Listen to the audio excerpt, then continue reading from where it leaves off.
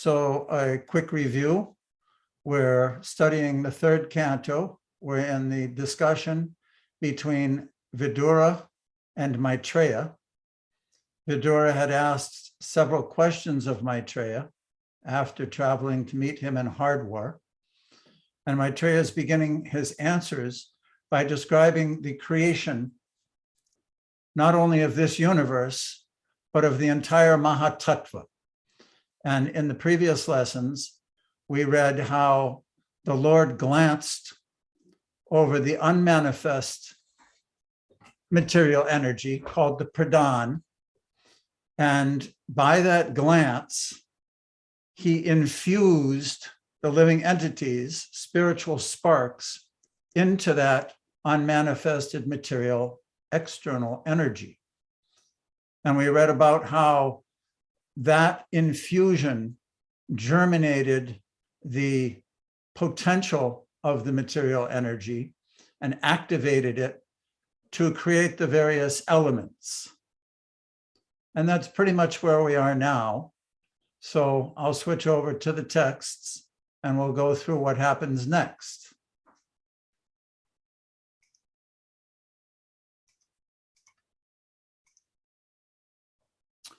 This is the Srimad Bhagavatam, January 2022 course, lessons 5 and 6. Beginning with third canto, chapter 5, texts 37 and 38. Maitreya continuing to speak to Vidura. O gentle one, of all the physical elements, beginning from sky down to the earth, all the inferior and superior qualities are due only to the final touch of the glance of the Supreme Personality of Godhead. The controlling deities of the above-mentioned physical elements are empowered expansions of Lord Vishnu. They are embodied by eternal time under the external energy, and they are his parts and parcels. Because they were entrusted with different functions of universal duties and were unable to perform them, they offered fascinating prayers to the Lord as follows. Samapriya, have somebody read this next purport slide, and then I'll read the one after that. Please unmute. And if you Hare are not Krishna. speaking, please mute. Yes. Hare Krishna, everyone. Welcome. Nice to see all your smiling faces as we delve into the Bhagavatam, which is our life and soul. Isha, why did you start this morning, Angel? Thank you. Thank you, Mataji. Okay, purport. The conception of various controlling demigods who inhabit the higher planetary systems for the management of universal affairs is not imaginary, as proposed by persons with a poor fund of knowledge. The demigods are expanded parts and parcels of the Supreme Lord Vishnu, and they are embodied by time, external energy, and partial consciousness of the Supreme. Human beings, animals, birds, etc., are also parts and parcels of the Lord, and they have different material bodies, but they are not the controlling deities of material affairs. They are rather controlled by such demigods. Such control is not superfluous. It is as necessary as the controlling departments in the affairs of a modern state. The demigods should not be despised by the controlled living beings. They are all great devotees of the Lord, entrusted to execute certain functions of universal affairs. One may be angry with Yamaraj for his thankless task of punishing sinful souls, but Yamaraj is one of the authorized devotees of the Lord, and so are all the other demigods. The Lord is equal to every living entity, just like the flowing Ganges. The Ganges water is meant for the purification of everyone, yet the trees on the banks of the Ganges have different values. A mango tree on the bank of the Ganges drinks the water, and the Nimba tree also drinks the same water, but the fruits of both trees are different. One is celestially sweet, and the other is hellishly bitter. The condemned bitterness of the nimba is due to its own past work, just as the sweetness of the mango is also due to its own karma. Thank you, Tisha. There seems to be some technical difficulty. Is everyone hearing perfectly? If you're not hearing perfect, that was breaking up a little, and I wonder, I'm not a technician, but I wonder if I heard maybe it fine. turn, oh, you can't, maybe it's me. Okay. Okay, I'm sorry for that. So everyone mute unless you're speaking, and Patti, you're going to read the next slide you asked? Yeah. Okay.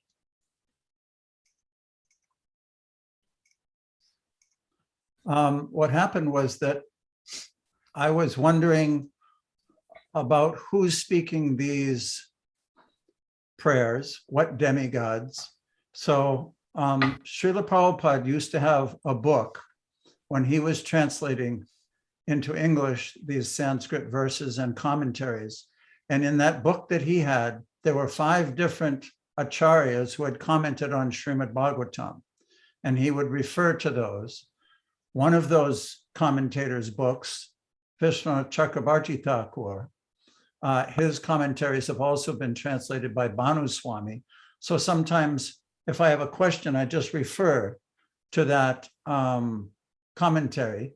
So this is the purport of that same verse, and you can see how Srila Prabhupada follows his thought process, but it did give me insight into a little more about what aspects of our lives the demigods control. Purport by Vishwanath Chakrabarti Thakur. The practices of prema, such as hearing, chanting, remembering, servitude, and friendship, are all accomplished by these elements, imbued with the Lord's mercy. But the actions which lead to hell, such as stealing another's wife or property, or violence to cows and Brahmins, are also accomplished by these elements. They should not be condemned. Ganga water is sweet and purifying for saintly people. Entering into grass and shrubs on its bank, into grains and wheat, into jackfruit, mangoes, grapes, and sugarcane, it is most nourishing and pleasurable for all men. But when the same Ganges water enters a poisonous tree, it can directly kill humans. This is not the fault of the Ganga water, but depends on the bad quality of the receiver. These presiding deities of elements, such as Mahatattva, are called portions of Vishnu since they function for Maya Shakti. They are forms of time or transformation, the form of Maya or emotions, such as a deliberation, joy, or sorrow, and the form of consciousness. Because of not having relationship with each other, these elements were unable to create the universe. They began praising the Lord. By the inconceivable will of the Lord, they suddenly possessed all senses and bodies to do this. This shows that they are completely dependent on the Lord's will. So it helped me understand that we're not just dealing with gross elements of earth, water, fire, and air, and ether. Even our emotions, it says here, joy, sorrow, deliberation. Our consciousness is also controlled by these living entities. They're so powerful, they're at the root cause of the entire universe and part of that Mahatattva conglomeration. So it helped me become more enthusiastic about understanding what they're praying for and how they're expressing themselves. Thank you. Bhadra, would you continue reading for us? Read this and the next slide, the purport. Thank you. And what everybody. 39. The demigods said, O Lord, your lotus feet are like an umbrella for the surrendered souls, protecting them from all the miseries of material existence. All the sages under that shelter throw off all material miseries. We therefore offer respectful obeisances unto your lotus feet. Speak up, Bhadra. Speak up, Okay. Prabhu. Okay. Can you hear me? Purport. Yeah. There are many sages and saints who engage in trying to conquer rebirth and all other material miseries. But of all of them, those who take shelter under the lotus feet of the Lord can completely throw off all such miseries without difficulty. Others who are engaged in transcendental activities in different ways cannot do so. For them, it is very difficult. They may artificially think of becoming liberated without accepting the shelter of lotus feet of the Lord. But that is not possible. One is sure to fall again to material existence from such false liberation, even though one may have undergone severe penances or austerities. This is the opinion of the demigods, who are not only well versed in Vedic knowledge, but are also seers of the past, present, and future. The opinions of demigods are valuable because the demigods are authorized to hold positions in the affairs of the universal management. They are appointed by the Lord as his confidential servants. Thank you, Bhadraji. Can you give your little purport on that? Sure. The umbrella which here demigod is mentioning, the umbrella, just like we have a regular umbrella which is helping us from the rain and from the heavy heat. So the lotus feet of the Lords is like an umbrella because it is which is we are in the material world with heavy heat, scorching heat. So umbrella is helping us. And another thing Srila Prabhupada is mentioning, the purport is that the impersonalists, they are trying to get liberated, but because the impersonalist doesn't have the reciprocation with the Lord, that's why there is no reciprocation. That's why they are just, they just fall down and they just try to do another, of building hospital, what other activities. While the devotee has taken shelter over his lotus feet, and he has a connection with the Lord, he has reciprocation with the Lord. So that's what I think Srila Prabhupada mentioned in the purport. Wonderful. The reciprocation. The devotee has a reciprocation with the Lord, a relationship. Thank you. That's very important. Let's go on now with Vaishnavi. Would you like to read the next slide? Next two slides, I guess. Okay. Srimad Bhagavatam 3.5, 40. O Father, O Lord, O personality of Godhead, the living entities in the material world can never have any happiness because they are overwhelmed by the three kinds of miseries. Therefore, they take shelter of the shade of your lotus feet, which are full of knowledge, and we also thus take shelter of them. Excuse me. The way of devotional service is neither sentimental nor mundane. It is the path of reality by which the living entity can attain the transcendental happiness of being freed from the three kinds of material miseries. Miseries arising from the body and mind, from other living entities, and from natural disturbances.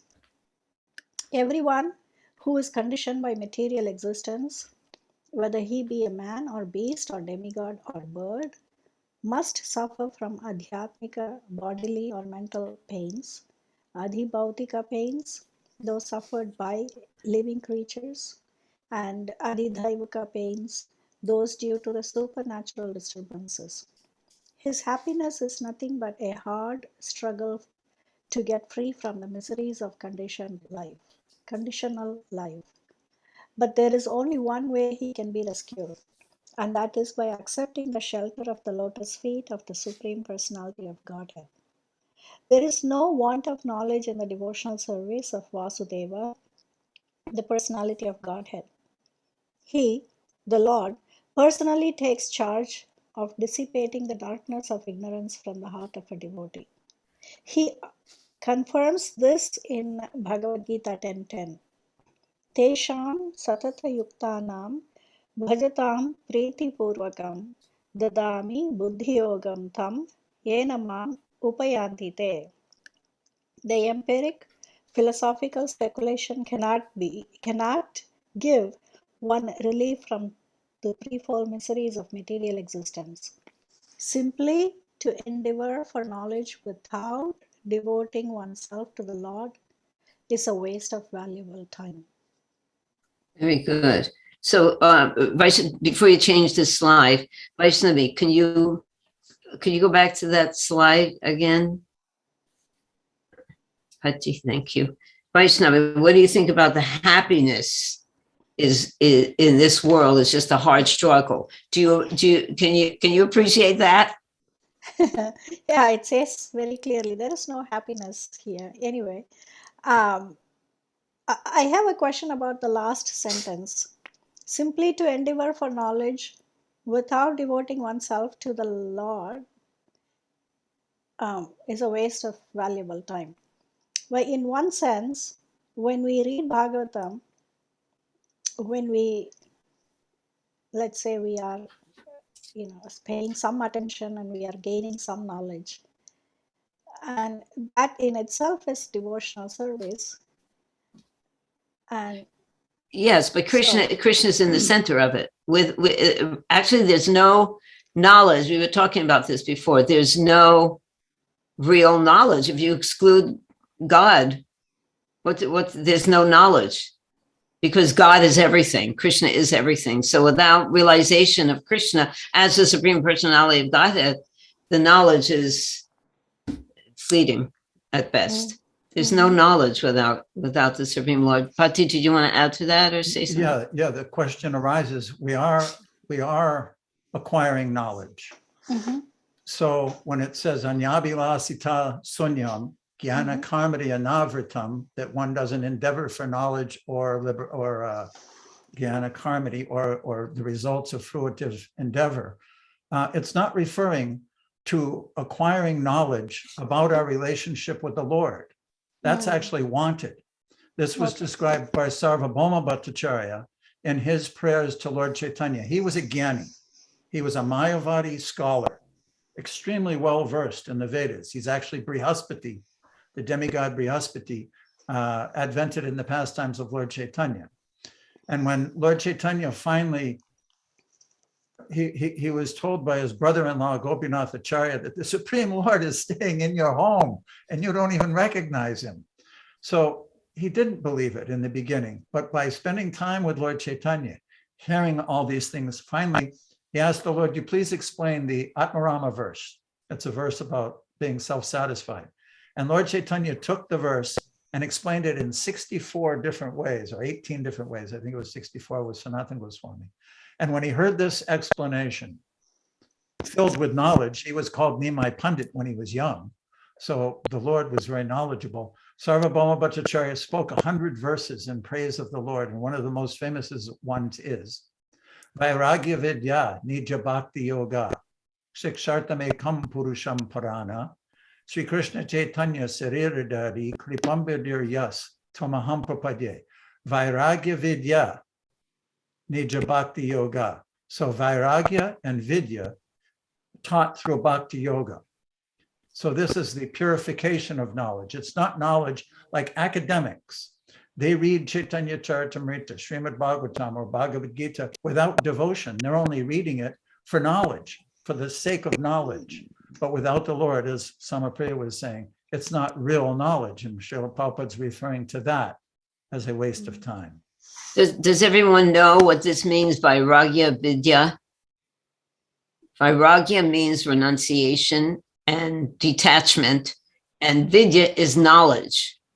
So you can't really have pure knowledge if we are attached to the material world. That's not knowledge. So both have to be there. Detachment from this world allows us to have knowledge of the absolute truth. And that's a process, but that's what we're learning here. We're learning through this process of Krishna consciousness to become detached from this material world, to learn to see everything in relation to what is real and what is not. Okay, so this is, we have to encourage each other. Sometimes this could be a little tough. Okay, thank you. So let's go on with Faye. Would you like to read the next slide and also the purport? And notice everyone, because these prayers are prayers to the lotus feet of the Lord. Every slide you see is a different picture of Krishna's lotus feet. I thought that was kind of beautiful. This is the shelter. The demigods are taking shelter of the lotus feet of the Lord to be able to perform their devotional service. You see, Krishna gives us the service, but we have to take shelter of him to know how to perform. So these are beautiful pictures. Go on, Faye. Thank you. Good morning, Mataji. Thank you. Hare Krishna. Srimad Bhagavatam 3.5.41. The lotus feet of the Lord are by themselves the shelter of all places of pilgrimage. The great, clear-minded sages, carried by the wings of the Vedas, always search after the nest of your lotus-like face. Some of them surrender to your lotus feet at every step by taking shelter of the best of the rivers, the Ganges, which can deliver one from all sinful reactions. Purport by Srila Prabhupada. The Paramahamsas are compared to royal swans who make their nests on the petals of the lotus flower. The Lord's transcendental bodily parts are always compared to the lotus flower, because in the material world, the lotus flower is the last word in beauty. The most beautiful thing in the world is the Vedas, or Bhagavad Gita, because therein knowledge is imparted by the personality of Godhead himself. The Paramahamsa makes his nest in the lotus-like face of the Lord and always seeks shelter at his lotus feet, which are reached by the wings of Vedic wisdom. Since the Lord is the original source of all emanations, intelligent persons, enlightened by Vedic knowledge, seek the shelter of the Lord, just as birds who leave the nest again search out the nest to take complete rest. All Vedic knowledge is meant for understanding the Supreme Lord, as stated by the Lord in Bhagavad Gita 15.5. Vedaischa sarvar aham eva vedya. Thank you. Intelligent persons who are like swans take shelter of the Lord by all means, and do not hover on the mental plane by fruitlessly speculating on different philosophies. The Lord is so kind that he has spread the river Ganges throughout the universe, so that by taking bath in that holy river, everyone can get release from the reactions of sins, which occur at every step. There are many rivers in the world which are able to evoke one's sense of God consciousness simply by one's bathing in them, and the river Ganges is chief amongst them. In India, there are 5 sacred rivers, but the Ganges is the most sacred. The river Ganges and the Bhagavad Gita are chief sources of transcendental happiness for mankind, and intelligent persons can take shelter of them to go back home, back to Godhead. Even Sripada Sankarakara reminds us that a little knowledge in Bhagavad Gita and drinking a little quantity of Ganges water can save one from the punishment of Yamaraj.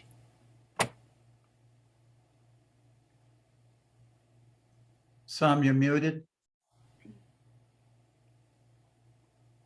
Thank you. So what does that mean about the kindness of the Lord tell me a little bit about that. Those two things are meant for the happiness of mankind, because knowing that this place is miserable, human beings need some, are inclined to become happy. How does that work?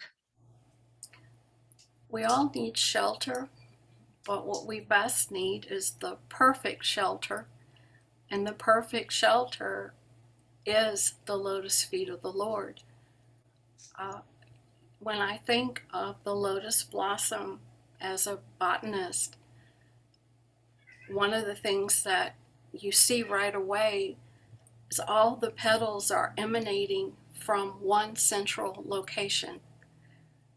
As a aspiring devotee, I know that those petals of the lotus blossom are all surrounding a center perfectly, and that if we take shelter in the Lord, in his lotus feet, we are actually nesting in those wonderful petals, because all of our activities, all of our thoughts, all of our protection, everything comes from that center, and that center focus is Krishna. Right. And Krishna is giving us Bhagavad Gita, Yes. which is the source of knowledge and non-different from him, to help us to understand how to become happy. The Bhagavad Gita and the Ganges, Prabhupada refers to as the two gifts of Krishna for human society. As he has sung the Gita, he sung the Gita with such purpose. We are so blessed to hear that, and it sustains us. Right, it does. The Ganges, as earlier in the purports we read, how the water reaches the roots of many kinds of plants. Right. It sustains us.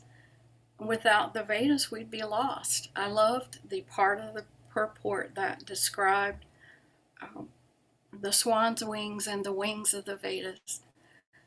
How could we not want to take shelter of the greatest umbrella of all?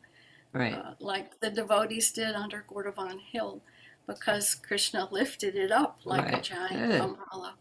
So he is our shelter. That's for sure. Thank you, Faye, taking shelter of all the gifts that we have from Krishna to learn how to be happy. Okay, let's go on with Manvantara. Could you read this slide and also the purport?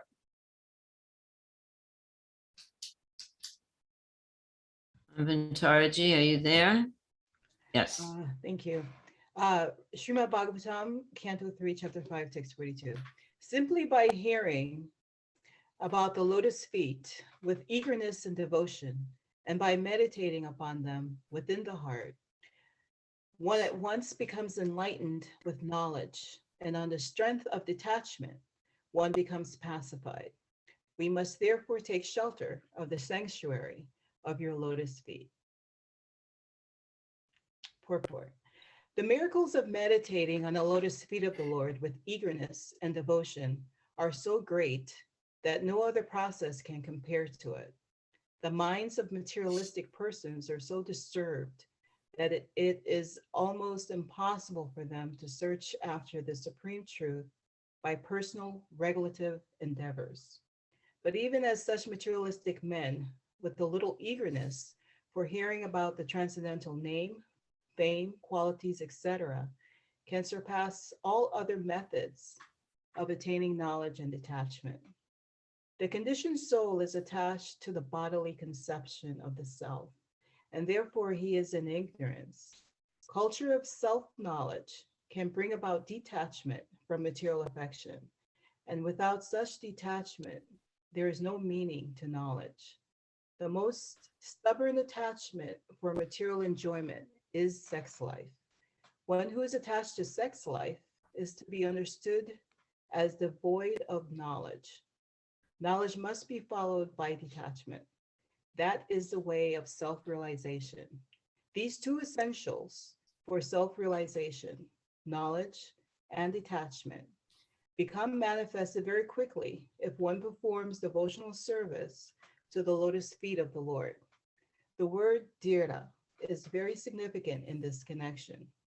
A person who is not disturbed, even in the presence of cause of disturbance, is called Dhira. Sri Yamunacharya says, since my heart has been overwhelmed by the devotional service of Lord Krishna, I cannot even think of sex life. And if thoughts of sex come upon me, I at once feel disgust. A devotee of the Lord becomes an elevated Dhira by the simple process of meditating in eagerness on the lotus feet of the Lord. Thank you, Manvantara. So can you just say one thing about that disturbance, how a devotee is not disturbed even if provoked? That seems a pretty high platform. That is a high platform, and it's very difficult to practice in the heat of the moment. Trust me. So, yeah, I'm sure. but yeah, it supports what you said earlier about knowledge and detachment. How when you're Right. Yeah, it's very nice.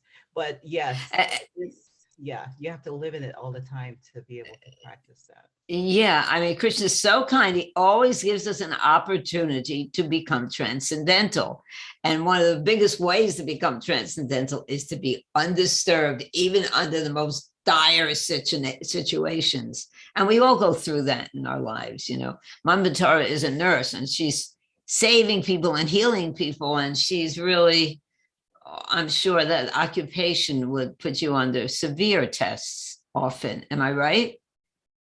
Manvantara? Yeah. Anyway, Krishna is kind. Thank you. Thank you so much. Bhadra has his hand up. Manvantara is a nurse practitioner. Okay.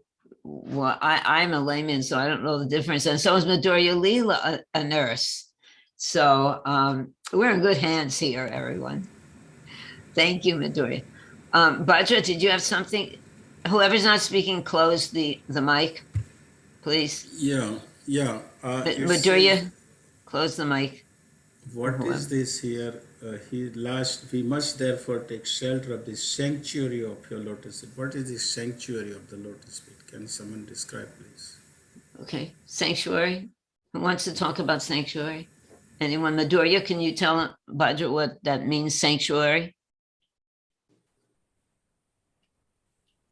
Madhurya Leela? Yeah, I can't see it, so I don't know. No, just that word. That's word, sanctuary. Oh, it's like where you take shelter. It's a shelter. And a place dedicated to only that. Like Yeah. Krishna's lotus feet are the sanctuary. It is the place that we will find the greatest shelter. Right? Anyway, now that's a very nice conversation to have. Or anyway, think about it. This purport continues also. Oh, Manvantara, you want to continue the purports? Devotional service entails being initiated by a bona fide spiritual master and following his instruction in regard to hearing about the Lord. Such a bona fide spiritual master is accepted by regularly hearing from him about the Lord. The improvement in knowledge and detachment can be perceived by devotees as an actual experience. Lord Sri Chaitanya Mahaprabhu strongly recommended this process of hearing from a bona fide devotee. And by following this process, one can achieve the highest result, conquering all other methods. Right. And we see that Prabhupada says, again, he repeats hearing from the bona fide devotee. This is really important because whoever we become affected by whom we're hearing from. Thank you, Manvantara.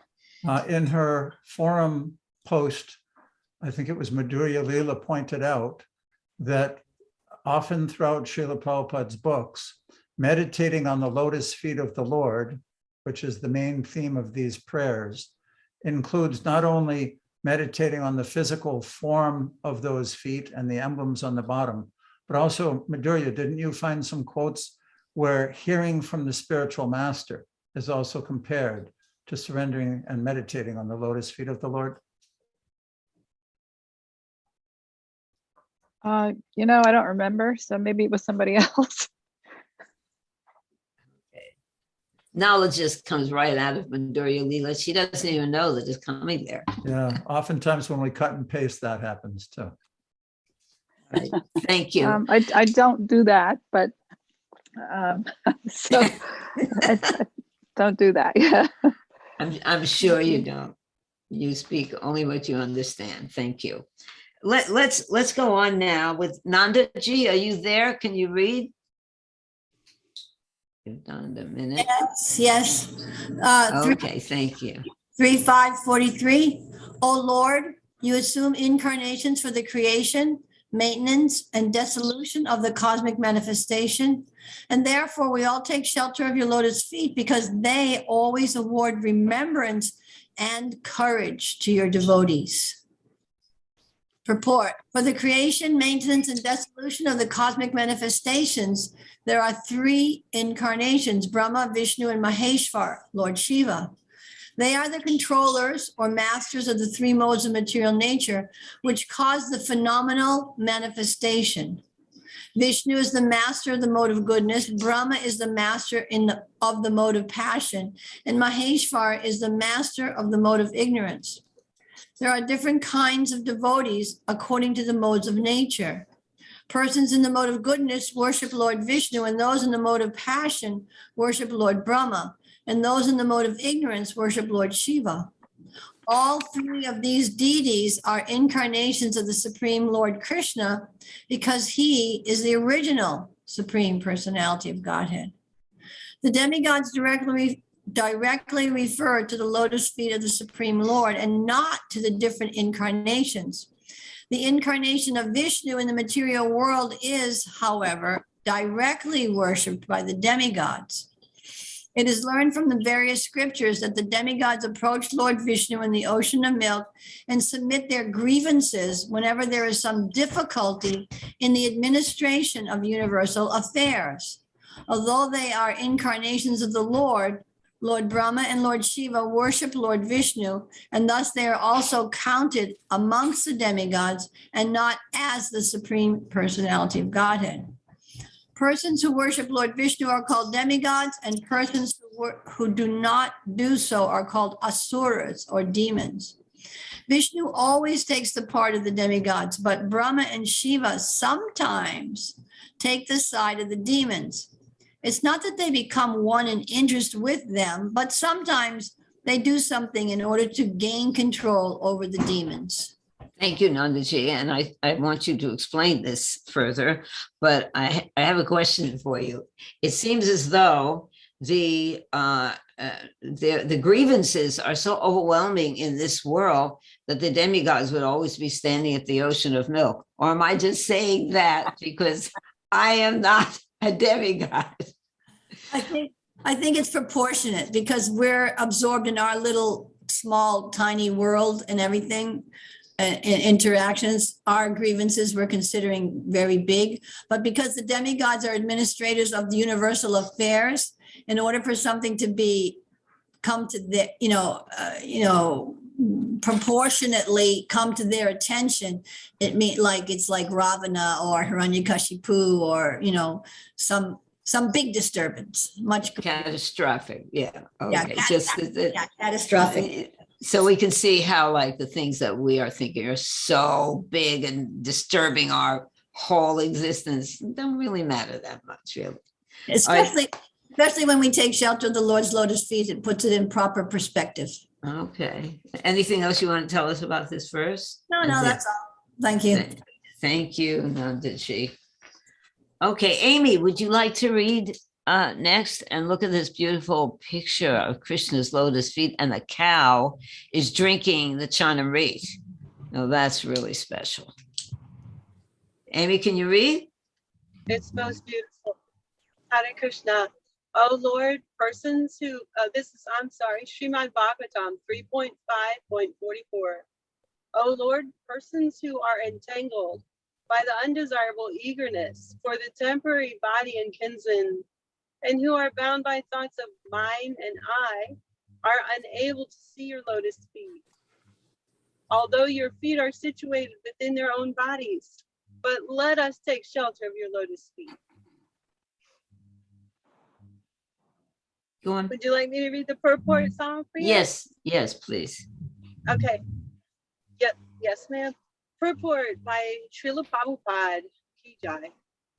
The whole Vedic philosophy of life is that one should get rid of the material engagement of gross and subtle bodies, which only cause one to continue in a condemned life of miseries.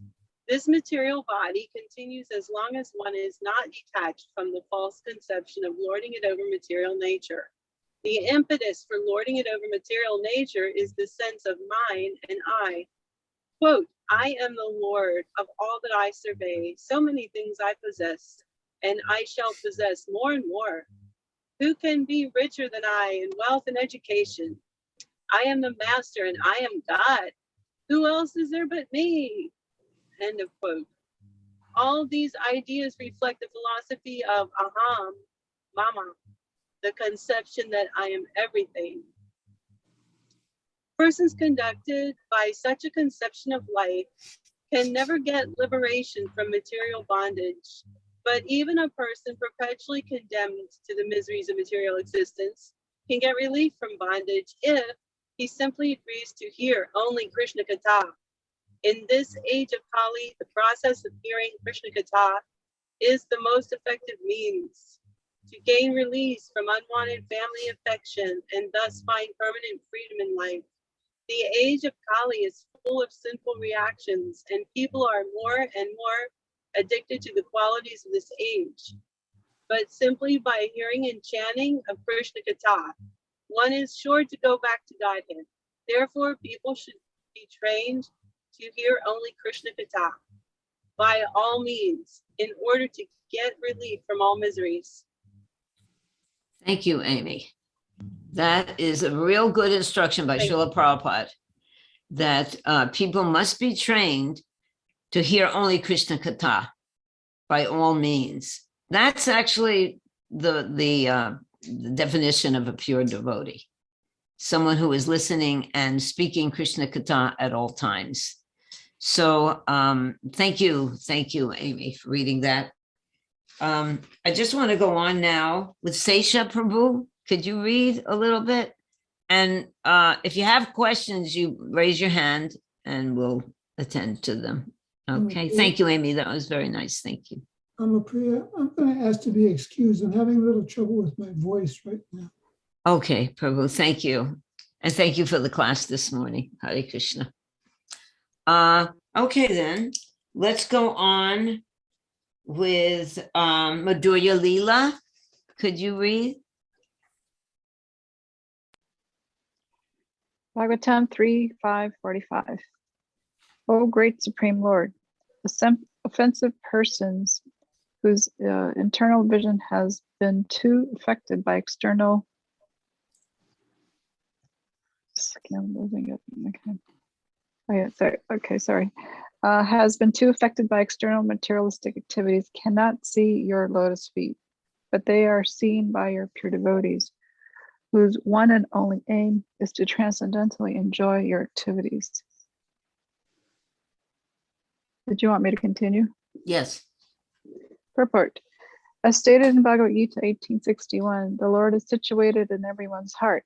It is natural that one should be able to see the Lord at least within himself, but that is not possible for those whose internal vision has been covered by external activities.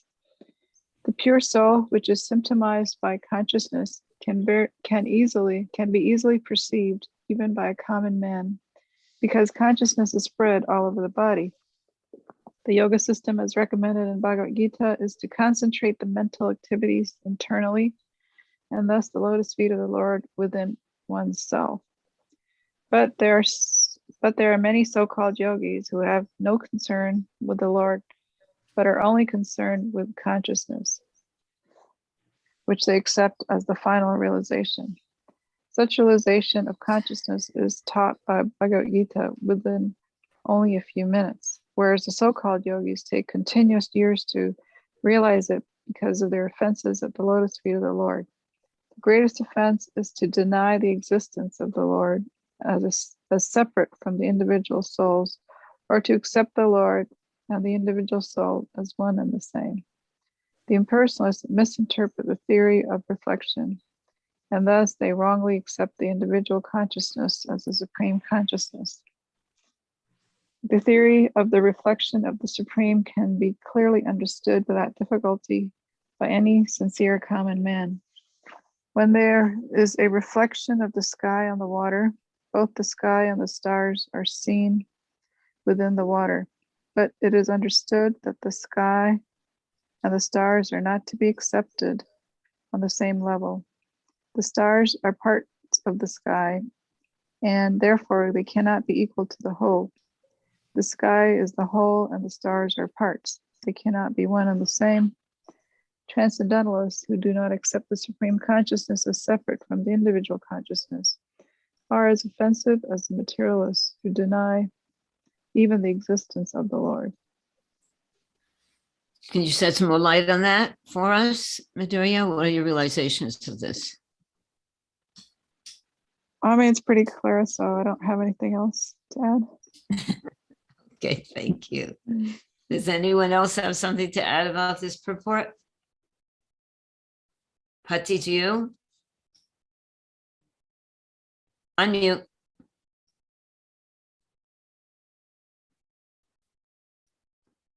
I'm reflecting as we're reading through this on what we discussed in the beginning, how even our consciousness, our ability to concentrate on something or see it from within is affected by outward influences, by something greater than ourselves. I would love to meditate more intensely on the lotus feet of the Lord. Been trying for almost 50 years, and they flicker. They don't stay there. When I get a glimpse or something, I try to hold it and it still flickers, which means that I'm being controlled. And what's being described here is why. And it's the level of surrender and past activities that restrict those pure consciousness. We're pure conscious entities, but we're not yet mature on that level. Some of the things that are going on in my mind as we read these. Yes. Yeah, I guess I said what you were saying earlier. I think I might have said that concentrating on the lotus feet of the Lord, really, not just physically with all the symbols, but by performing devotional service, that's how we concentrate. That's my understanding. Jai. How we concentrate on Krishna, his lotus feet. Thank you, Midoriya. Chaita, did you want to say something? Yes, Mataji, thank you. I've been a yoga teacher for many years, and there's been a whole movement of yogis to come to consciousness. They talk about it, they try to practice it, but my understanding is that they really don't know what they're concentrating on. I mean, the question is, conscious of what? Conscious of what? So that's always been astonishing to me that they stop there. A couple of days ago, we're now listening to Srila Prabhupada's. We listen regularly while Samapi is cooking or doing dishes or whatever to some of Srila Prabhupada's lectures. And we're hearing back in 1966, we just started listening to the Bhagavad Gita. And Srila Prabhupada said, somebody brought me a pamphlet about this new movement of transcendental meditation.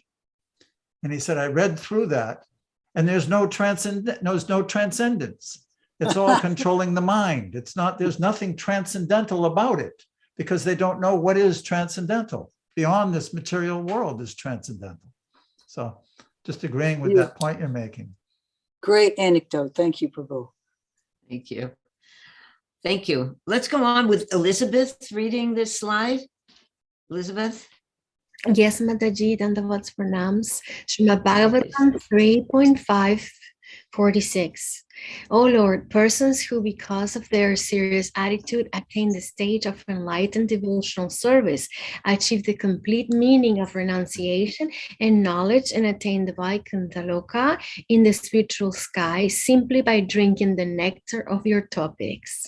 What a wonderful picture. Should I continue, Mataji? Purport.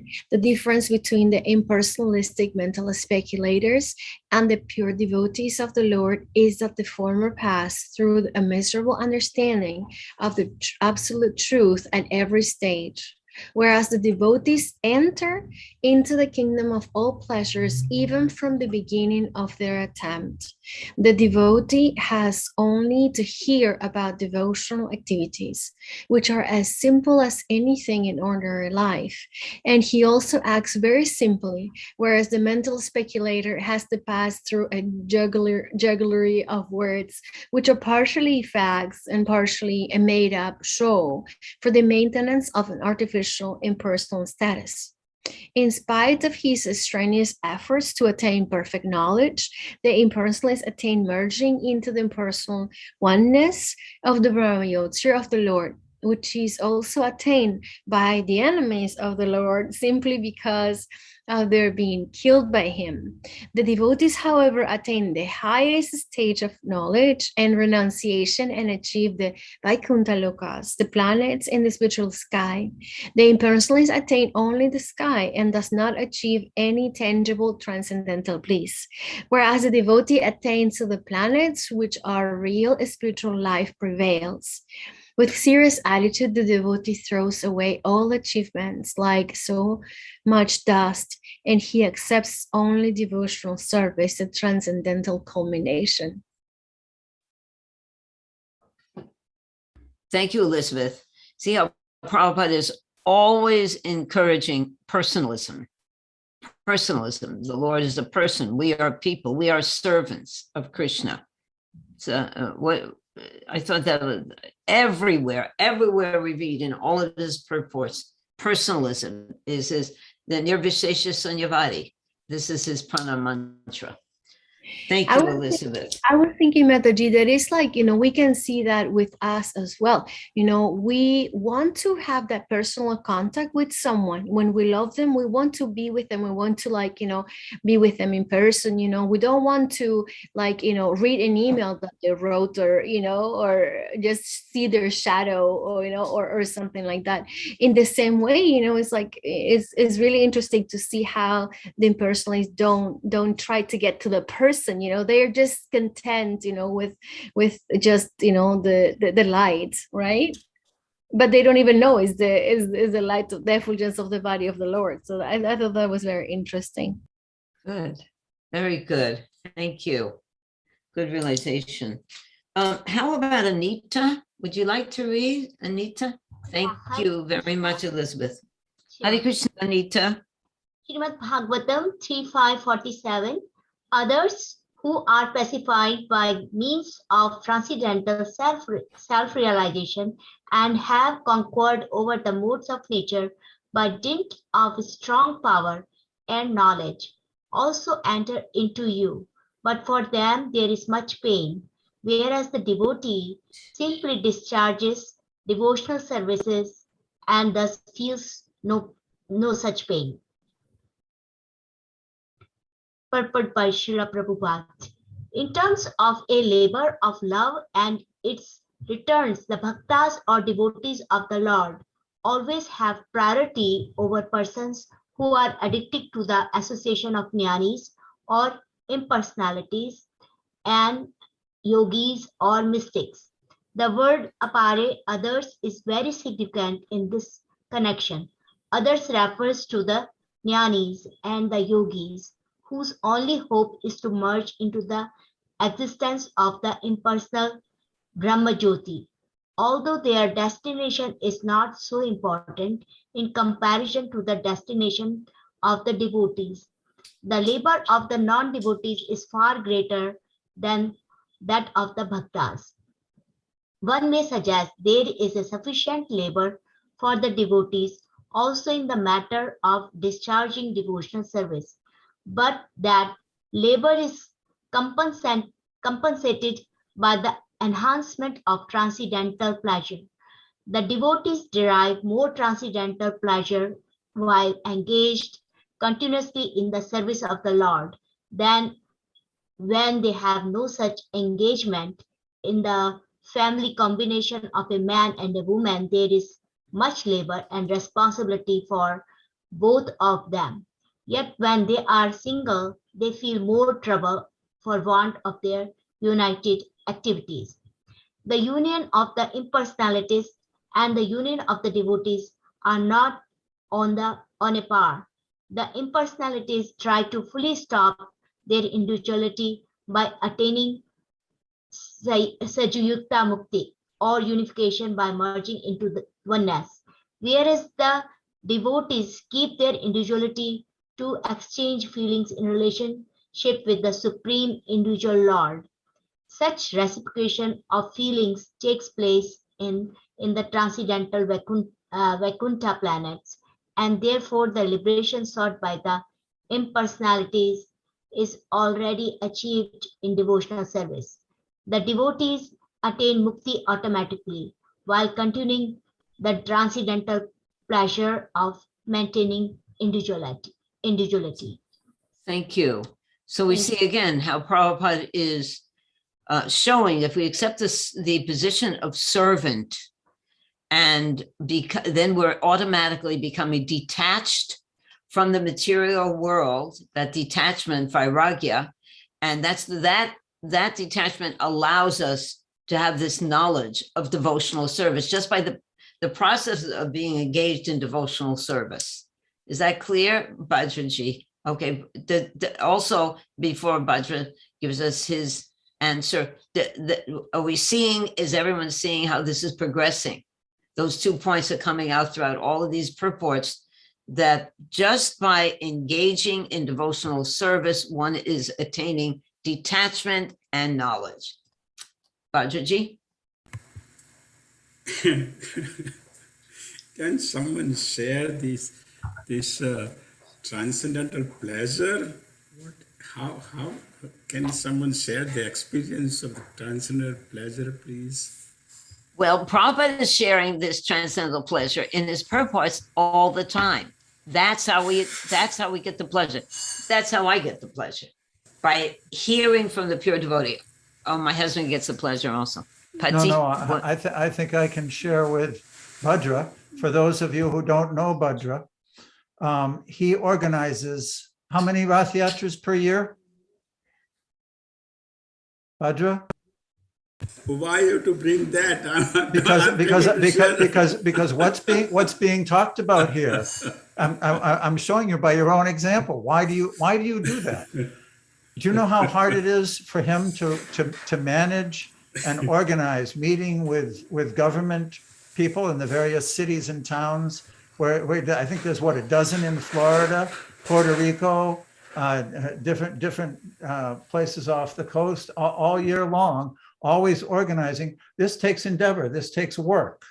Getting on the phone, talking to them, going and getting the permits, schmoozing with them, organizing the devotees, dealing with Dharmaraj and all the different paraphernalia for the carts and the deities, organizing all the devotees in the prasadam. If there was no pleasure in that, I would question why you're doing it. Why are you spending your money? You go out and you work on other things and you make some money and you support that program with that hard-earned money. So this is a perfect example. There must be something going on in you that encourages you and enthuses you to continue such activity. Is that transcendental pleasure or is it something else? I hope so. Me too. Okay. So your question was just for the sake of us all. Thank you. Actually, I want to go over the last 3 slides. Sama, can you pick somebody to read? Just the verses. Yes, I can. I'm gonna skip the purports because there's a particular theme that's being discussed in these 3 that I think we can appreciate. How about Sitapati? Sitapati, are you there? Okay, he's not responding. How about Gopa Patni? Gopa? Go, How'd it go? Paji. Howdy. Yeah, you're Howdy. a great reader. Let Gopa read. So we're just reading the verses here. Okay. Srimad Bhagavatam 3.5.45. O great Supreme Lord, offensive persons whose internal vision has been too affected by external materialistic activities cannot see your lotus feet, but they are seen by your pure devotees, whose one and only aim is to transcendentally enjoy your activities. O Lord, persons, Srimad Bhagavatam 3.5.46. O Lord, persons who, because of their serious attitude, attain the stage of enlightened devotional service, achieve the complete meaning of renunciation and knowledge, and attain the Vaikuntha Loka in the spiritual sky, simply by drinking the nectar of your topics. Srimad Bhagavatam 3.5.47. Others who are pacified by means of transcendental self-realization and have conquered over the modes of nature by dint of strong power and knowledge also enter unto you. But for them, there is much pain, whereas the devotee simply discharges devotional service and thus feels no such pain. Whoa. I have a question. What do you mean thus feels no such pain? What does that mean? What kind of pain that we don't feel? Because certainly we are feeling some pain. Is that due to our execution and that pure vision of what devotional service is? I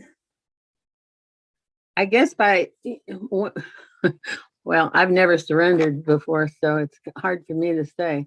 But All right. whoever surrenders to Krishna, by simply let's bring book distribution in. When you simply surrender to just go out and distribute books, you're out there in the material world and you see so many terrible things and you see so many suffering jivas, but you're out there and you're in bliss because you're approaching people and they're taking books and you're trying to do devotional service. And anyway. Well, you're right, Gopa, and Gopa is a book distributor. And what it does is it puts you on the other side. You immediately leave the material world because now you're one of Krishna's soldiers and your job is to get the souls, bring them back to Krishna. So it puts you on the other side. So actually automatically you don't feel any pain because you're engaged. You're just on the other side. You're engaged in devotional service. Very good. One of the words devotees often use is sublime. Sublime, it's something that's not just a sensual experience of a sense coming in contact with an object. There's something internal when one performs devotional service. The Lord is the source of pleasure, and Srimati Radharani is the personification of that activity. Service to the Lord brings pleasure. It's a sublime experience. Look at that. The reason I chose this yogi's picture is imagine the pain and the difficulty that this individual went through. And when he merges into the Brahman, that's his result. That's the fruit. So in the purport, Srila Prabhupada points out, in terms of labor of love and its returns, the bhaktas or devotees of the Lord always have priority over persons who are addicted to the association of jnanis or the impersonalists and yogis or the mystics. So the point is, when one engages in devotional service to the Lord, his pleasure is so much greater than somebody who really undergoes a lot of austerity in pursuing something other than devotional service to the Lord. Thank you. Tisha had a question. Tisha, unmute yourself. Yeah. I was just going to say, Prabhu, that did you pick that picture to describe like yogis who do austerities and suffer so much pains, and they don't have to do all that. I was just in my mind thinking the picture. Did you pick that picture to describe those? Yeah, exactly. Yogis? Yeah. Yes. Yeah.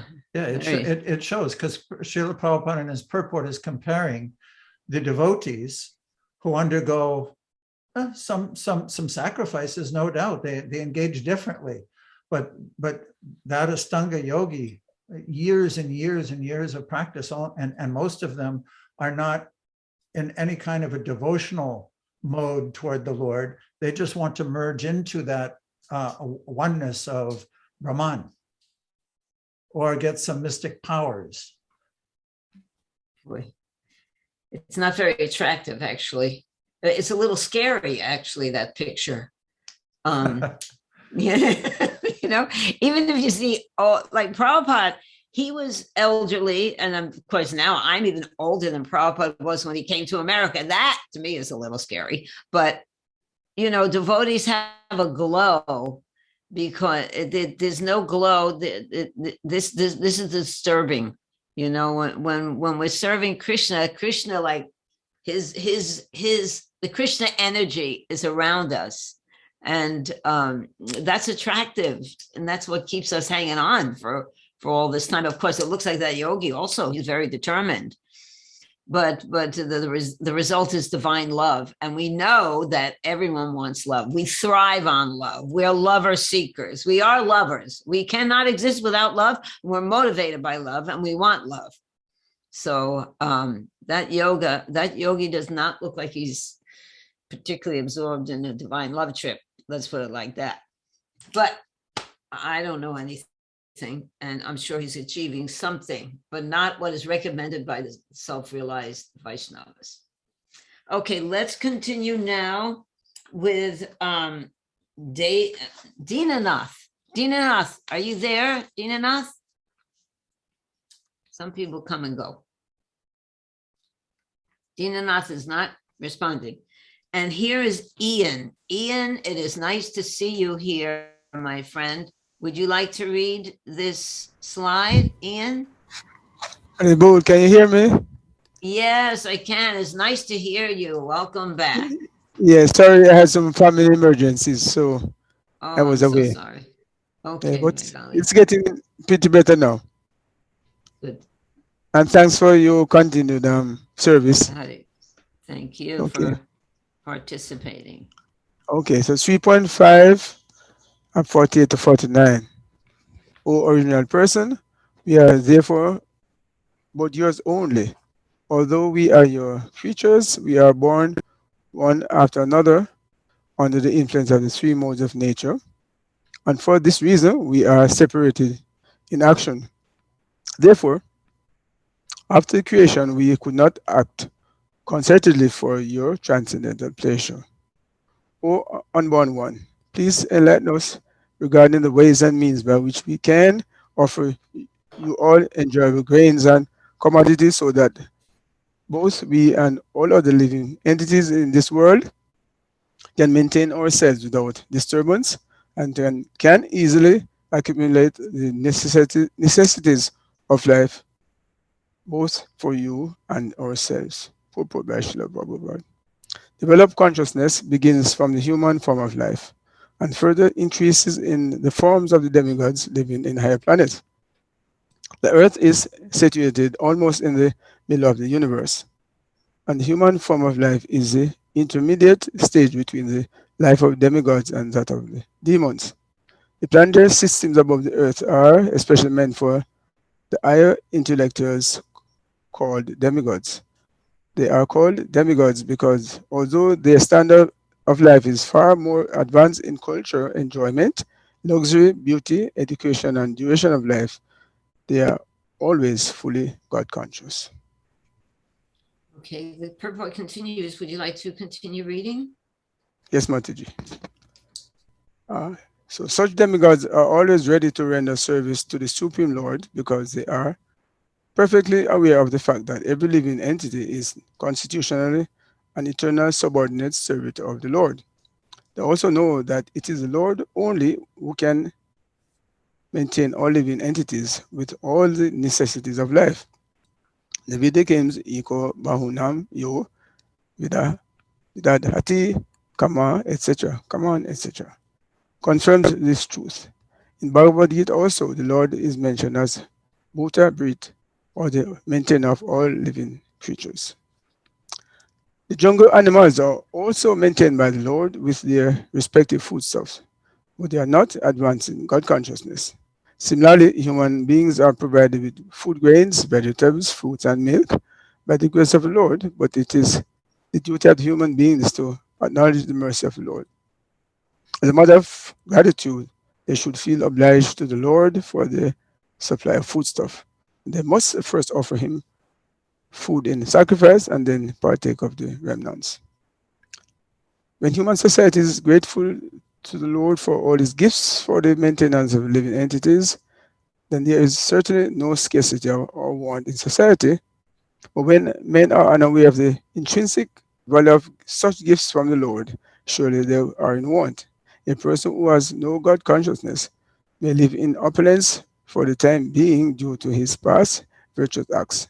But if one forgets his relationship with the Lord, certainly he must await the stage of salvation by the law of the powerful material nature.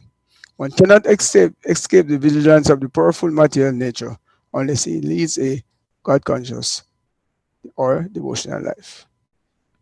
Thank you, Ian. There are so many wonderful points in this purport that we can recognize. First, as the demigods, they realize their eternal position as servants. They realize that. And therefore, they are praying as servants to be of service to Krishna. Can we hear Ian comment? Ian, you want to say something about that? Yeah. Could you put back the slide, please? Put the slide, please.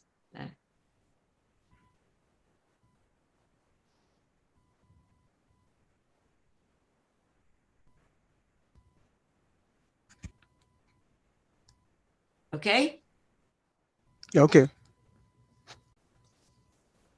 Do you have? So we see demigods, yes, they are aware that they believe in entities constitution and eternal subordinate servant of the Lord. Yeah, okay. Okay. That's and it is the Lord only who can maintain our living entities. Okay, so there we have that. Whilst many of us, lesser beings aren't aware that that we are eternal servants of the Lord. Also mentioned here that animals are maintained by the Lord, but human beings, because we are provided with so much stuff from the Lord, then our job is to offer as a matter of gratitude and feel obliged to the Lord. In other words, the animals, they are maintained by the Lord. Humans are maintained by the Lord, but the difference is it's the obligation of the humans to make offerings to the Lord as a matter of gratitude, as you said here. Right. And also, go on. yes, and also we often hear about scarcity in human society, but we are told here how scarcity comes about when the person who has no God consciousness, and he may live in opulence for the time being, but there's salvation coming. So long as one doesn't offer, there's a chance of one being starved. That's my take on it. Very good. Very good. Thank you. Also, this brings me reminds me that the Lord, when something is created, there's always facility for that living being. It's not that a living being is created and there's no facility for his eating, sleeping, mating, defending. Everything is provided accordingly. A bird outside will build his nest in a perfect tree with the perfect materials and the perfect foodstuffs. This is all arranged by the Lord. The Lord does not create a living being without facility for its maintenance. Thank you, Ian. That was a good understanding. Does anybody? I think Bajraji. Bajra had something, yeah. Bajraji. I don't know, I'm taking so much time. In the purport here, it mentions that the planetary system above the earth are especially meant for the higher intellectuals called demigods. They are called demigods because although their standard higher falls more, and then it's mentioned. And at the end says they are always fully God conscious.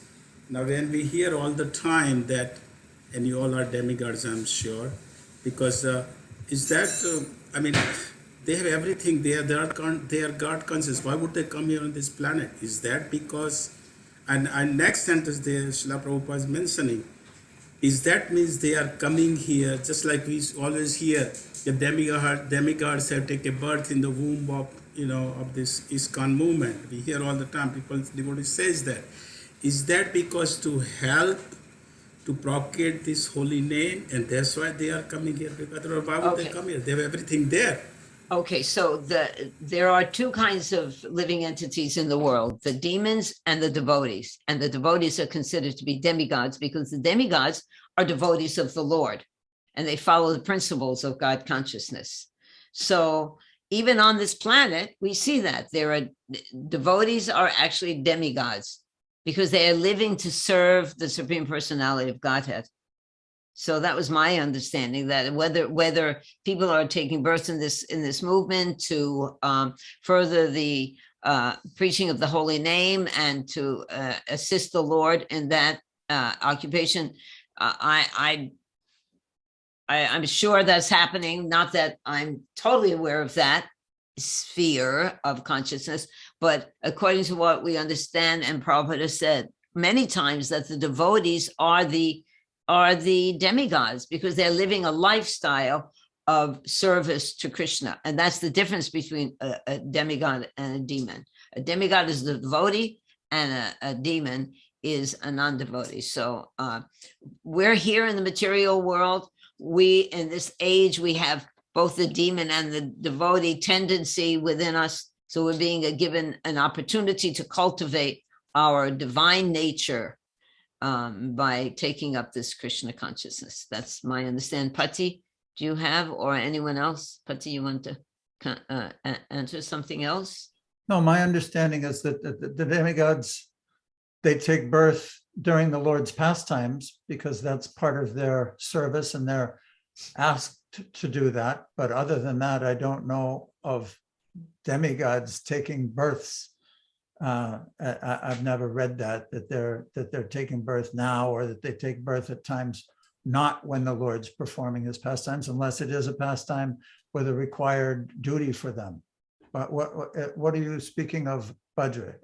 Like during the time of the Lord or some other time? Well, you mentioned during the time of the Lord, of course, the demigods, Lord is himself telling to the demigods that they come. But even we hear at present, sometimes devotees say, well, there are many demigods who have come here in this preaching. Then I would say that Samapriya's answer to that is the context in which that I understand that. Yeah, so I mean, we hear a lot of things.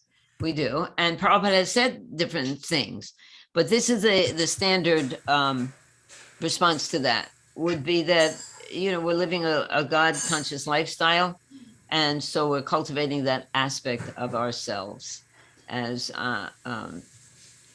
that's a natural constitutional position of all living entities, is to be a servant of Krishna. And now here's the conclusion of the demigod's prayers.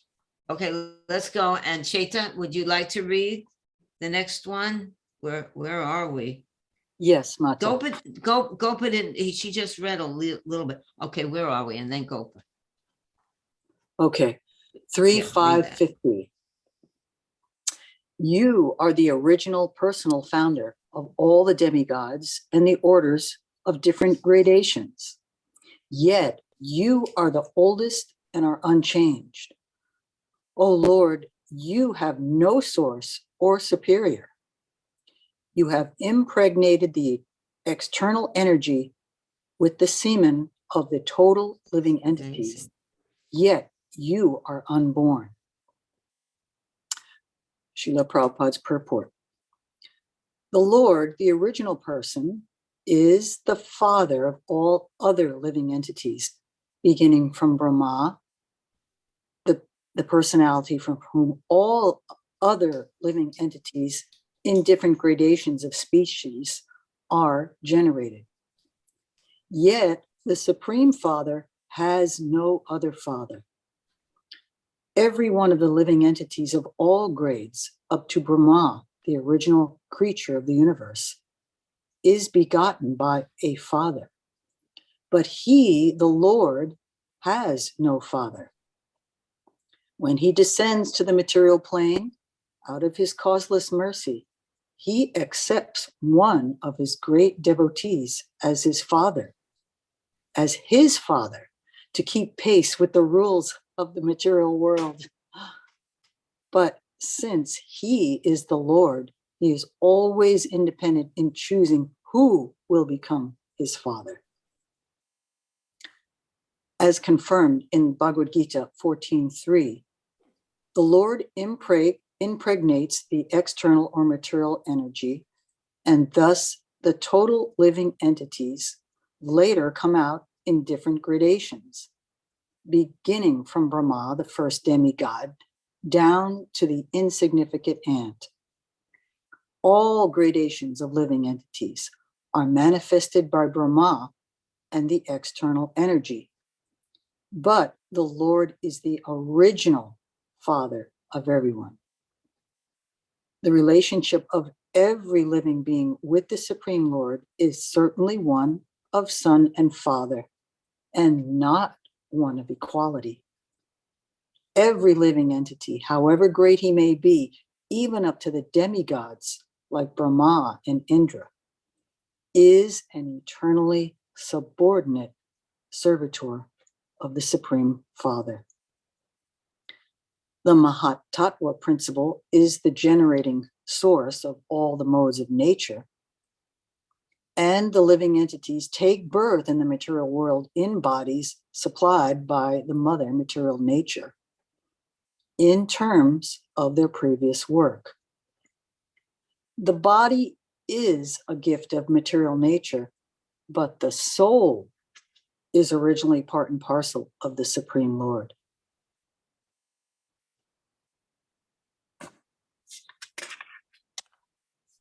You're muted, Sama.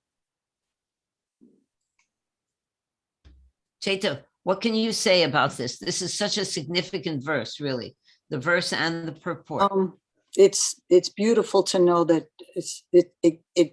it's not simplistic to say that every one of us comes from Krishna. Like pour all the water on the roots. If you want to grow a tree, we all must feed the root if we want to survive. And the root is Krishna. And the other thought that is put out by this purport is that, yes, there are many different bodies, and you can say the bodies come from Lord Brahma and they come from the Mahatma.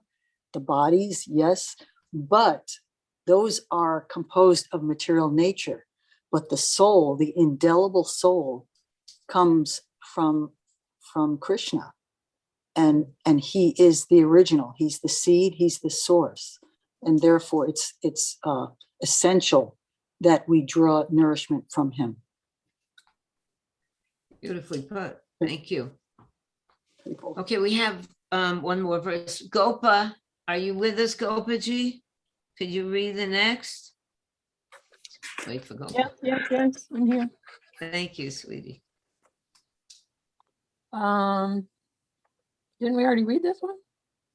No. Srimad Bhagavatam 3.5.51. Yes. Golly.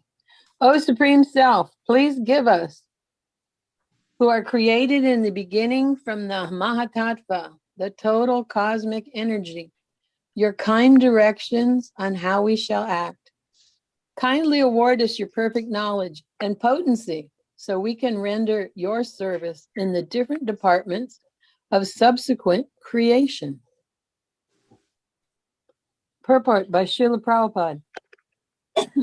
The Lord creates this material world and impregnates the material nature with the living entities who will act in the material world.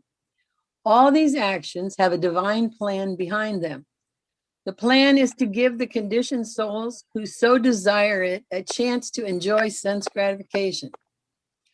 But there's another plan behind the creation, to help the living entities realize that they are created for the transcendental sense gratification of the Lord and not for their individual sense gratification. This is the constitutional position of the living entities. The Lord is one without a second, and he expands himself into many for his transcendental pleasure. The Jiva Tattvas are separated expansions of the Vishnu Tattvas, and although the Jivas have different potencies, they are all meant for the transcendental sense gratification of the Supreme Lord. Some of the Jivas, however, wanted to lord it over material nature in imitation of the lordship of the personality of Godhead.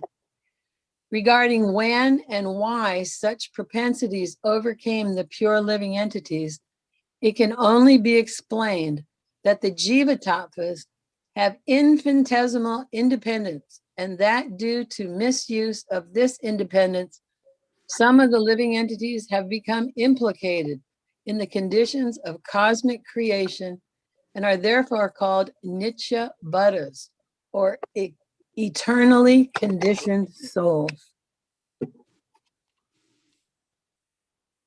Purport continued.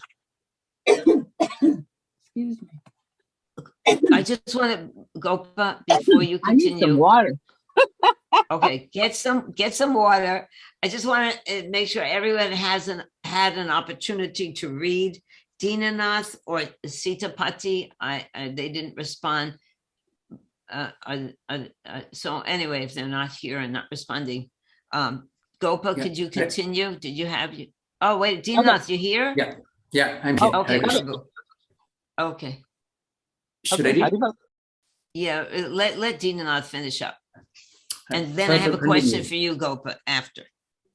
The demigods are interested by the Lord to create different species of living entities according to their past deeds. They are herein asking the favor of the Lord for the intelligence and power to carry out their task. Similarly, any conditioned soul may also engage in the service of the Lord under the guidance of an expert spiritual master and thus gradually become freed from the entanglement of material existence. The spiritual master is a manifested representative of the Lord, and anyone who puts himself under the guidance of a spiritual master and acts accordingly is said to be acting in terms of Buddhi Yoga, as explained in Bhagavad Gita, 2nd chapter, 41st verse. Vyavasayatmika buddhi ekehe kurunandana bhaushakai anantascha buddhayo vyavasayinam. Those who are on this path are resolute in purpose, and the aim is one. O beloved child of the Kurus, the intelligence of those who are irresolute is many-branched. Thus end the Bhaktivinoda purport to 3rd canto, 5th chapter of Srimad Bhagavatam, entitled Vidura's Talks with Maitreya. Okay, just a quickie. Dinanath, can you tell me something about that the spiritual master is manifested representative of the Lord? And anyone who puts himself under the guidance of a spiritual master and acts accordingly is said to be acting in terms of Buddha Yoga. What does that mean? Srila Prabhupada mentions that anybody who is interested in devotional service or to elevate himself has to accept a bona fide spiritual master who can guide us and take us back to Krishna. And here it's said, one who is under the guidance of a spiritual master is acting in terms of Buddhi Yoga, that's intelligence. Right.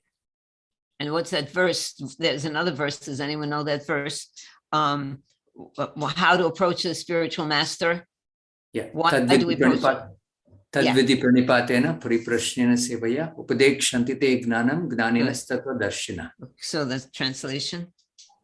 Tadvidi pranipatena. We have to humbly approach a spiritual master, inquire from him, and get guided.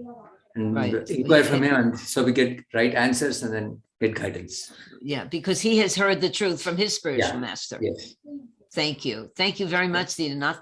Pati, can we just go back to the previous slide real quick? Okay, and Gopa, I wanted to ask Gopa a question about before we do, because we're on this slide, I just want to make a point. Oh, okay. The demigods are entrusted by the Lord to create different species of living entities according to their past deeds. What a heavy responsibility to place the souls into various species of life. How intricate, how not a place to make a mistake. Whoops. Wrong body. So imagine how closely connected they are on the level of intelligence to be able to understand each individual soul and where it belongs. Similarly, Srila Prabhupada's giving this example that each individual soul finds a spiritual master who knows that individual, who can guide that individual properly, how and what to do in order to obtain perfection. And it's interesting that he quotes this verse. Srila Prabhupada often quoted in his own experience this particular verse. He said when he came across this verse, he applied it to the instructions he received from Srila Bhaktisiddhanta Saraswati about spreading Krishna consciousness, that one should take the order of the spiritual master as his life and soul. Ekeha Kurunandana means it's one-pointed. No matter what one's doing, there's a theme to it. It's following that instruction. Ekeha, whereas Bahushakhyanantascha means many-branched. The intelligence of one who doesn't have such a theme in life is many-branched. So I just wanted to touch on that because these demigods, it's interesting to see how the principle behind what they're praying for is the same that we can pray for, only on a completely different capacity. They're placing living entities into species of life. We're just carrying out our activities on our daily positions. But it's the same principle. The same principle. It's required in both instances that we are totally dependent on the Lord. If the demigods who are so empowered are dependent on the Lord, what to speak of us? There's right? that other slide. Yes. Okay, Gopa, I wanted to ask you real quick.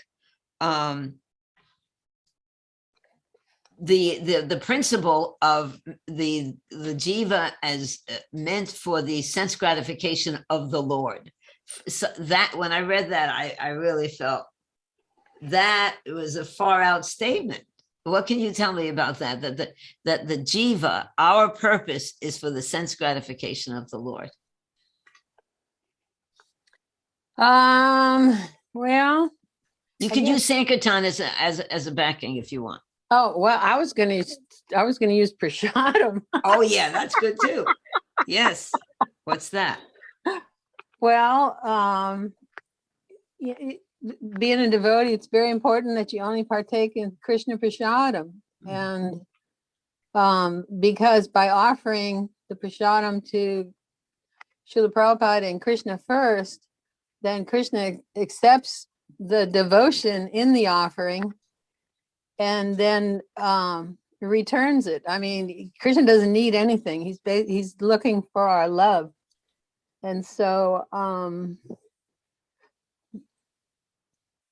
Krishna enjoys the wonderful offering, and then the devotee also, when the Lord is finished, partakes in the offering and enjoys it, because Krishna's, in Prabhupada says that Krishna, when Krishna tastes the offering, the offering is mixed with Krishna's saliva and Mahaprasadam too. If you're lucky enough to get some Mahaprasadam, it's always on it's like a different level. It's like it's like really amazing.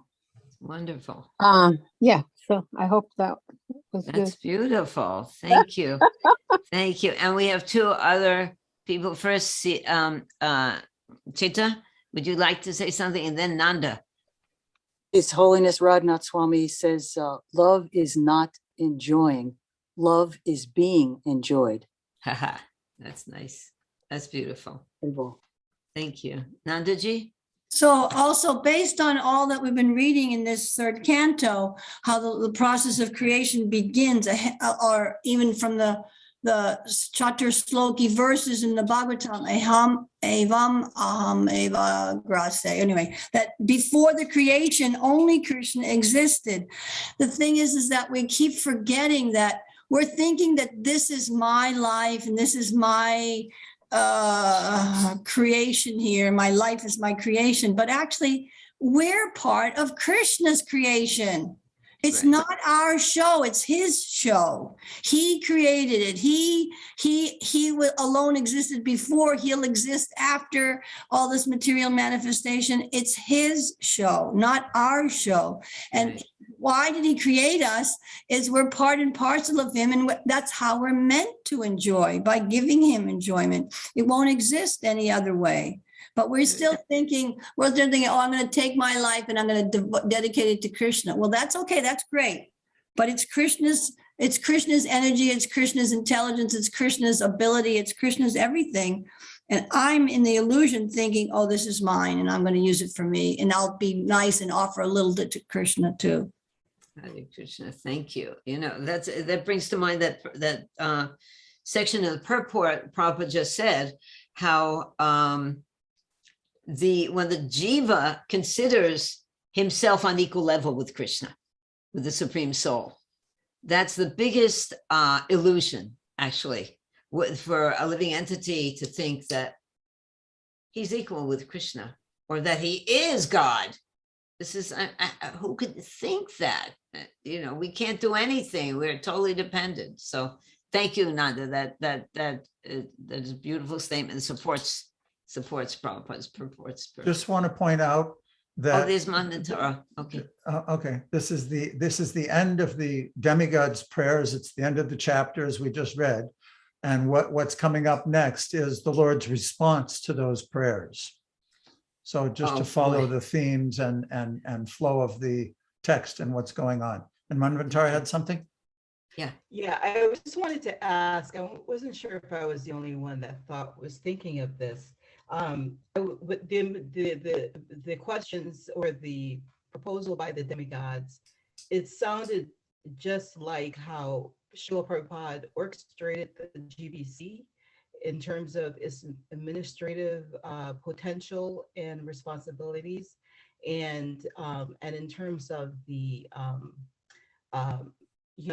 the execution of the will of the spiritual master, being Srila Prabhupada. So I wasn't sure, because obviously I don't know what Srila Prabhupada was thinking, but I was just thinking if you knew of anything that if he was orchestrating the administration of the GBC, kind of like how Lord Sri Krishna orchestrated the demigods and responsibilities. Yeah. But I don't know if it's off topic.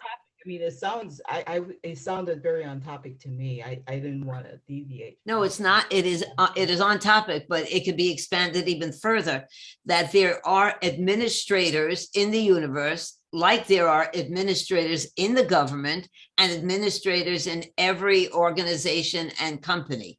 It goes it's perfectly organized by the Lord. There are different varnas and ashrams. So Srila Prabhupada established the GBC to act as the administrators for the society. So it's not that Prabhupada followed the Vedas explicitly. Everything is organized according to the Vedic structure. So the fact that the GBC might resemble the way that the demigods are organized to pray to Krishna and then to perform, and then to take the blessings and the desires and the instructions from Srila Prabhupada, that is the order of administration given by the Lord in all areas of organization. That's my understanding. Does anyone have something? Pati, would you agree with that? Well, I just put up the part where Srila Prabhupada gives the exact same example. He's talking about the demigods and who they are, and he says such control is not superfluous. It is as necessary as controlling departments in the affairs of a modern state. So the concept of management and organization is there throughout the universe. We're just talking about the root of it with these particular demigods. The root, that's it. We see it manifest firsthand from the creation of the universe. Nanda, do you have another thing to say, or is that just the old raised hand? I think that's not. Okay. Sorry, so- that's an old hand. Sorry. Oh, okay, thank you. All right, does anybody have anything to add to our very interesting conversations during this? Elizabeth, you have your beautiful smile on there. No, I'm just laughing at the because you say the old raised hand. It's like the old raised hand and the new raised hand. And it's like a new concept now. We can hashtag that. Okay, well, that's trying to be an organizer, which is not my cup of tea. But anyway, Hare Krishna. Yeah, thank you for everyone. Yeah. Thank you all for your Thank continued attention. Yeah. We'll see you next week. Hare Yeah, Krishna. have a good week, Krishna conscious week. Chant to be happy. Jai,